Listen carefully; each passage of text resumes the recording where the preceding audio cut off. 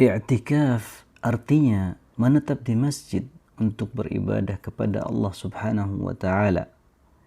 Ibadah ini dianjurkan bagi lelaki dan wanita pada setiap waktu sepanjang tahun. Allah Subhanahu wa Ta'ala berfirman, وعهدنا إلى إبراهيم وإسماعيل أن طهرا بيتي للطائفين والعاكفين والركع السجود.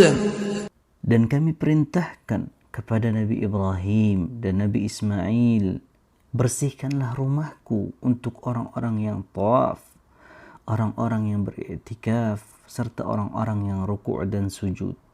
Quran Surat Al-Baqarah ayat 125. Anjuran i'tikaf semakin ditekankan pada bulan suci Ramadan, khususnya pada 10 hari terakhir.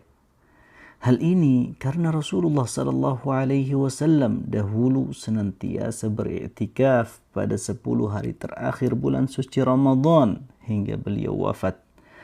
Hadis riwayat Bukhari dan Muslim.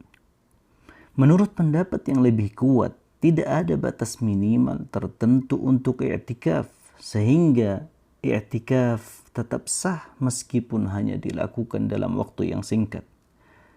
Di antara syarat sah i'tikaf adalah dilakukan di masjid, berdasarkan firman Allah Subhanahu wa Ta'ala, ولا تباشروهن وأنتم عاكفون في المساجد.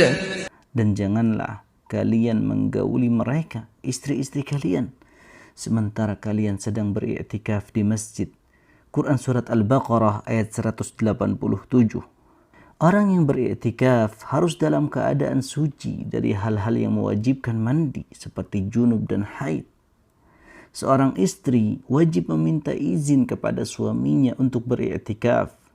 Demikian juga orang yang beriktikaf tidak boleh disibukkan dengan pekerjaan ataupun perniagaan, kecuali karena kebutuhan dan transaksi tersebut dilakukan di luar masjid. Orang yang beriktikaf tidak boleh keluar dari masjid kecuali karena keperluan yang dibenarkan oleh syariat, sekalipun untuk menjenguk orang sakit ataupun menghadiri salat jenazah. Dibolehkan bagi orang yang beriktikaf keluar dari masjid untuk kebutuhan yang tidak mungkin dihindari, seperti buang hajat, mengambil makanan, dan semisalnya. Dibolehkan juga bagi orang yang beriktikaf untuk membersihkan dirinya, mencuci rambutnya, dan menyisirnya. Aisyah radhiyallahu anha dahulu pernah berkata, apabila Rasulullah sallallahu alaihi wasallam sedang beriktikaf, beliau mendekatkan kepalanya kepadaku, lalu aku menyisir rambutnya.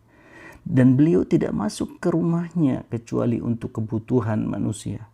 Hadis riwayat Muslim. Ingatlah bahwa ketaatan adalah bekal yang engkau tanam untuk kehidupan akhirat yang lebih kekal. Maka jagalah amalmu agar tetap bersih dari kekurangan dan kesalahan. Allah Subhanahu wa Ta'ala berfirman, Tilka hududullah fala taqrabuha كذلك يبين الله آياته للناس لعلهم يتقون.